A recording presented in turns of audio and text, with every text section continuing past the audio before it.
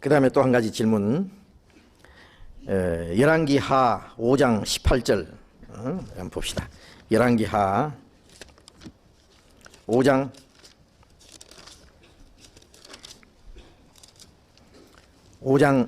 18절. 열왕기 5장 18절. 오직 한 가지 일이 있사오니 여호와께서 당신의 종을 사유하시기를 원하나이다. 곧 내 주인께서 림몬의 당에 들어가 거기서 숭배하며 내 손을 의지하심에 내가 림몬의 당에서 몸을 굽히오니 내가 림몬의 당에서 몸을 굽힐 때에 여호와께서 이 일에 대하여 당신의 종을 사유하시기를 원하나이다. 엘리사가 가로되 너는 평안히 가라. 제가 엘리사를 떠나 조금 진행하니라. 이 말씀에서 이 내용을 좀 아시죠? 이 내용은 저기 아람 왕의 군대 장관으로 있던 나아만이 문둥이에 들어있다가 그 집에 있는 이스라엘에서 잡아온 여종의 말을 듣고 그 병을 고치기 위해서 이스라엘에 찾아가서 엘리사 선지자의 말씀을 듣고 요단강에 가서 7번 씻은 후에 그 문둥병이 깨끗이 나았어요. 물론 하나님이 고쳐주신 겁니다. 그 다음에 고침받은 이후에 이 나아만이 다시 엘리사 선지자를 찾아와서 내가 이제 이스라엘 외에는 온 천하에 신이 없는 줄 내가 압니다.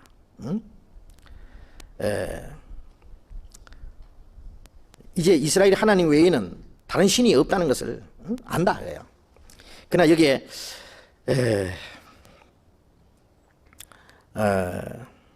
자기가 이 사람이 병 고침을 받았고 자기 병을 고쳐주신 그 신이 참 하나님이신 것을 알고 그 외에는 다른 신이 없다는 것도 알았어요. 그러나 이 사람이 하나님을 섬기는 일에 대해서는 아직 하나님을 섬기겠다는 확실한 무슨 보장이 없어요. 예? 그래서 이 사람이 하나님을 섬기겠다고 지금 말은 했지만은 하나님을 섬기는 일에 대해서는 많은 문제가 있습니다. 그 다음에 17절에 보면은 나아만이 가로되 그러면 청컨대 노새 2바리의 실을 흙을 당신의 종에게 주소서. 이제부터는 종이 번제든지 다른 제든지 다른 신에게는 드리지 아니하고 다만 여호와께 드리겠나이다. 하나님께 제사 드리겠다고 흙을 노새에다가 2바리 실을 흙을 달라 그랬어요. 왜 그러냐면 자기 병을 고치신 것에 대해서 하나님께 감사할 뿐 아니라 이 선지자에게 예물을 드리려고 그랬죠. 자기가 많은 예물을 가져왔어요. 그런데 예물을 드리겠다고 하니까 16절에 보면 가로되 나의 섬기는 여호와의 사심을 가리켜 맹세하노니 내가 받지 아니하리라. 나만이 받으라 강건하며 저가 고사한지라 끝까지 거절했다고요. 안 받았다. 그러니까 이제 이 나만이 하는 말이 그런데 내가 하나님을 섬기기는 섬기겠는데 한 가지 그 아람 왕이 이제 림몬 당에 즉 우상 숭배하는 곳에 들어가서 우상을 숭배할 때에 내 손에 의지해서 림몬 당에 들어가서 몸을 굽히니 내가 림몬 당에서 몸을 굽힐 때 자기 왕과 함께 왕이 그 우상에게 절을 하기 때문에 할 수 없이 자기도 같이 가서 우상에다가 몸을 굽히고 그게 절을 해야 될 텐데 그건 좀 봐주십시오. 대단히 죄송한데 그에 대해서 당신의 종을 사유하시기를 원하나이다. 그러니까 엘리사가 아무 말 안 하고 가라. 너는 평안히 가라. 그랬어요. 자, 그래서 여기 질문은 나아만이 엘리사에게 우상에게 절을 해야 하는 피치 못할 사정을 이야기하며 하나님의 사유하심을 바라는 장면이 나옵니다. 이때 나아만에게 평안히 가라고 대답하는 엘리사의 대답의 의미를 알고 싶습니다. 자, 그 제사 우상에게 피치 못할 그 일 때문에 절을 하겠다고 했는데 왜 평안히 가라고 했냐? 이와 더불어 우상에게 절하는 것뿐 아니라 다른 여러 세상적인 것이라고 생각하는 것들을 예를 들면 노래방, 나이트클럽, 당구장 그러는데 전도 등의 피치 못할 사정으로 가야 할 경우 어떻게 해야 할 것인지 이때 믿음이란 무엇인지 함께 알고 싶습니다. 자, 이제 이게 무슨 질문인지 아시겠죠? 그 나만도 피치 못할 사정 때문에 그 왕 함께 그 림몬의 당에 가서 약간 허리를 숙이는 것, 그것만은 좀 봐주십시오. 뭐 이러면 이제 조금씩 이제 문제가 생기죠. 그 조상님에게 제사하는 것도 그냥 할 수 없이, 우리 부모님 명령이니까 할 수 없이 이렇게 허리 굽혀서 제사장 앞에 절하는 거, 그거 좀 봐주십시오. 근데 본심을 하는 거 아니니까. 또 그 외에도 여기 뭐 노래방에 가서 전도하기 위해서 같이 노래도 불러주고, 노래방에 가서 나이트 클럽에 가서 한번 흔들어 보기도 하고, 전도하기 위해서 한 것 같은데, 여기 당구장에 가서 당구도 치고, 다른 사람 비위를 맞춰주기 위해서 피치 못할 사정으로 가야 할 경우, 이런 것에 어떻게 해야 될 것인지 좀 그것도 봐주시는 겁니까? 나만 봐주듯이, 이런 뜻인데, 누가 대답 좀 해주실래요? 근데 한 가지 알아야 될 것은, 엘리사가 뭐라고 해야 되겠어요? 안 돼, 그거는 안 돼. 절대로 왕이라도 그건 안 돼. 그러면 왕이 제사 드릴 때 가서 그 우상에게 경배할 때 같이 왕의 손을 잡고 들어가서 이제 같이 이제 허리를 굽히고 해야 되는데, 그걸 안 하면 어떻게 돼요? 나만이 군대 장관 뭐가지? 땡강입니다, 그날로. 그렇죠? 땡강입니다. 예. 요즘 말로 우리나라 대통령은 다행히 이제 기독교인이기 때문에 그런 일이 없겠지만은, 대통령이 만일 불교인이라면은 대통령이 이제 그 부처 앞에 가서 탁 절을 한다고 합시다. 그런 대통령이 있다면은 그 밑에 뭐 비서든지 장관이든지 대통령 에게 잘 보이기 위해서, 아니면 명령이니까 같이 따라가가지고 쭉 절을 하고, 예? 만일 그리스도인이 그렇게 할 수 있겠느냐 그거예요. 예? 구원받은 사람이. 그거는 뭐 어쩔 수 없기 때문에, 예? 마음은 없지만은 그렇게 하는 게 뭐 큰 문제가 되겠냐. 물론 안 되고 말고죠. 안 되는 거예요. 예. 목이 달아나도 안 됩니다.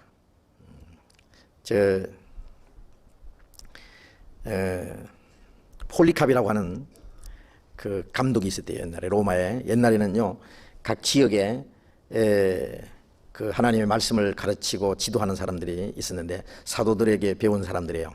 그 제자들. 그 사람들 감독이라고 했어요, 감독. 그래서 로마에 그 폴리캅이라는 그 감독이 있었는데, 로마의 그리스도인들을 박해할 때요, 믿는 사람들 잡아가지고 막 화형시키고 막 죽이고 할 때요, 로마 군인들이 이 폴리캅이라는 이 감독을 잡았대요. 근데 이 사람이 너무 훌륭하기 때문에, 그 인격이 너무 훌륭하고 많은 사람이 존경하기 때문에 이 사람을 잡아 죽일 수가 없어요. 그래서 그 군인들이 아주 이 폴리캅 선생에게 아주 사정을 했대요. 폴리캅 선생, 우리는 당신을 죽이고 싶지 않습니다. 당신같이 훌륭한 사람을 우리가 죽이고 싶지 않습니다. 그런데 저 위에서 당신 예수 믿는다고 죽이라고 명령이 떨어졌으니 어떡합니까? 그러니 우리가 시키는 대로 하시오. 우리 앞에 나는 예수님을 모른다고 말 한마디만 딱 하라고. 그러면 우리는 당신을 풀어줄 수 있고, 그럼 당신은 가서 마음대로 믿으라고. 다만 우리 앞에 예수를 모른다는 말 한마디만 딱 하면 된다고 그랬어요. 그러니까 폴리캅이 웃으면서 하는 말이에요. 여보시오, 우리 주님이 평생에 내게 잘못하신 일이 한 번도 없어. 주님이 나를 구원해 주셨고, 주님이 내게 잘못하신 일이 한 번도 없는데 내가 주님을 모른다고 할 수 있어? 아니, 모른다고 하고 가서 맘대로 믿으라고. 전도도 하고. 다만 모른다는 말 한마디 하는 게 문제냐니까. 웃으면서 그건 할 수 없다고. 이 영감이 미쳤나? 우리가 좋은 방법을 가르쳐줘도 그러냐고. 그래도 안 된다. 결국 이 폴리캅을 꽁꽁 묶어서 장작더미 올려놓고 불을 질렀대요. 제 영감이 우리가 살도록 해주려고 해도 싫다고. 죽어야 된다고. 불을 질렀는데 불이 울로 안 올라가고 밑으로 쫙 퍼지더래요. 저 영감이 죽으면서도 사람을 놀래게 한다 그러면서 이제 그럼 칼로 죽였다나요. 그래. 자, 우리가 그런 얘기는 예를 들면 빨갱이가 와가지고요, 6.25 때 그런 게 있잖아요. 예수 믿으면 죽인다고. 예수 믿으면 죽인다고 하면 뭐라 하실래요?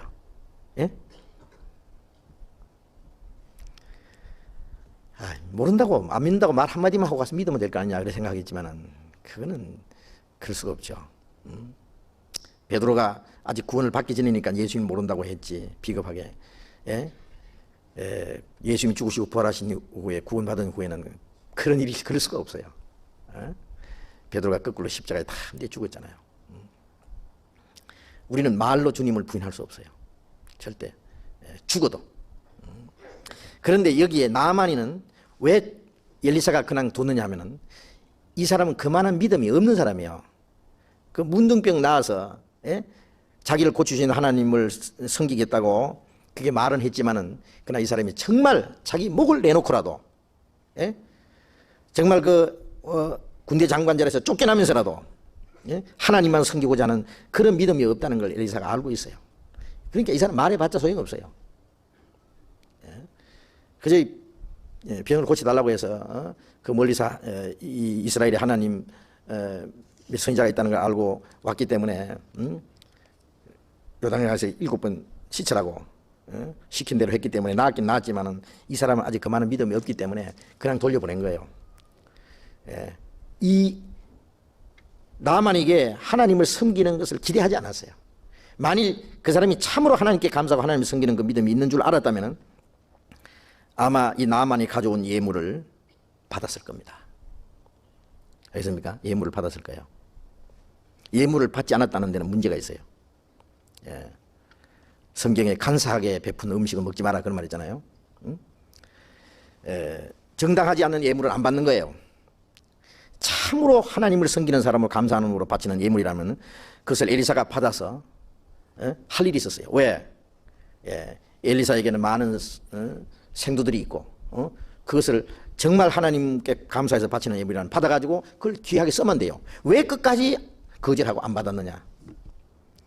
그 사람이 아직 받을 게 못 돼요. 예를 들면 우리 교회에서 말이죠. 구원받지 않은 사람이 거듭나지 않은 사람이 헌금을 만일 한다면은 그 사람 뭐 자기가 하고자 해서 하는 거는 말릴 수는 없지만은 우리 교회에서는 그건 원치는 않습니다. 그건 사실은 받을 수가 없는 거예요. 참으로 구원을 받아서 하나님께 감사하는 마음으로 바치는 것은 절굽게 받아야 되죠. 그러나 그렇지 않으면 그건 하나님이 받으시지 않는 거예요. 그래서 엘리사가 이 예물을 받지 않았다는 거기에는 문제가 있기 때문에 안 받은 거예요. 이 사람은 올바로 하나님을 섬길 수 있는 사람이 못 돼요. 그런 믿음이 있는 사람 아니에요. 그래서 나중에 예물을 받지 않고 그냥 돌려보낸 것에 대해서 이 엘리사의 좋은 게하시가 너무 아까워가지고 멀찌감치 따라가서 그 나만을 따라가가지고 그랬죠. 아까는 우리 선생님이 예물을 안 받겠다고 했지만은 갑자기 어디 선지자 생도 두 사람이 와서 그게 좀 필요했습니다. 필요해가지고 은 2달란트 옷 2벌을 달라고 합디다. 거짓말로 가서 얘기했잖아요. 그러니까 막 잔뜩 줘서 보냈어요. 그래가지고는 딱딱 숨겨놓고 왔어요. 시심 딱 대고 엘리사가 게하시에게 너 어디 갔다 왔냐? 아무 데도 안 갔다 왔는데요.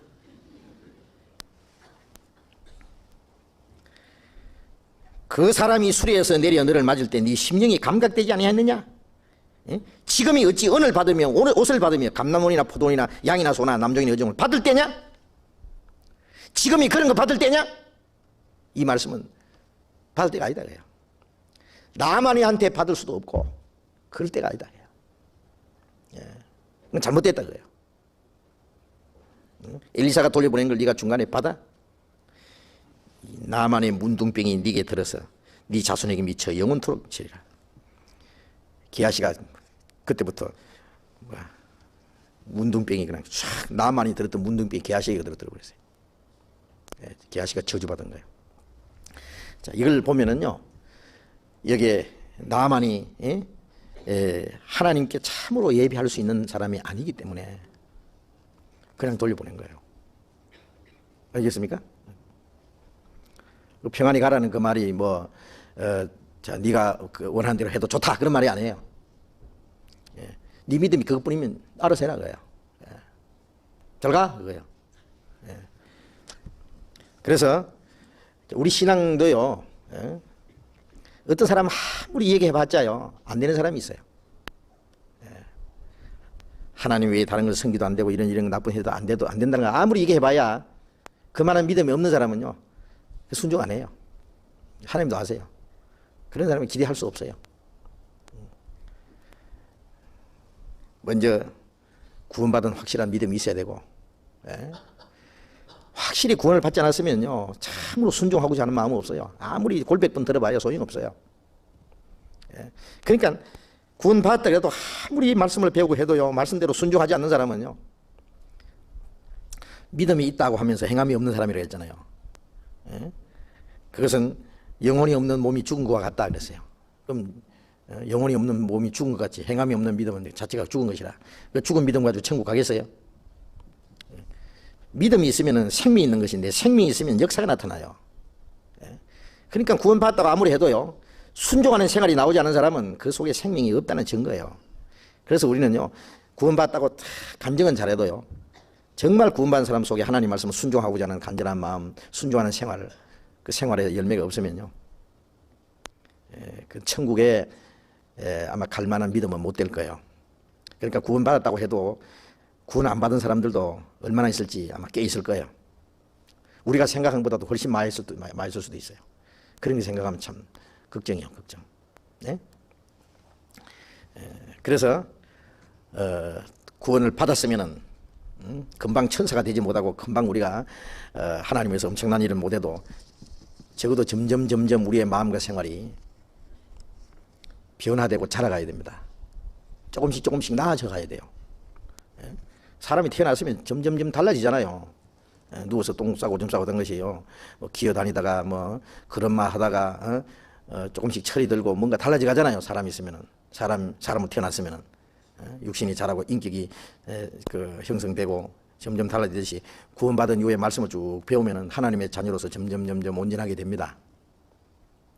그런데 구원을 받았다는 사람이 아무 변화도 없어. 생각하는 것이나 말하는 것이나 살아가는 게 가치관도 달라진 것이 없고 사는 목적도 없고 예수 안 믿는 사람하고 똑같이 오로지 세상에 속해서 그것만 위해서 살고 거기서 어떤 즐거움만 만족 찾으려고 그러고 주님에서 살고자 하는 마음 없어. 구원 받았다는 증거가 어디 있느냐고. 그렇지 않겠어요?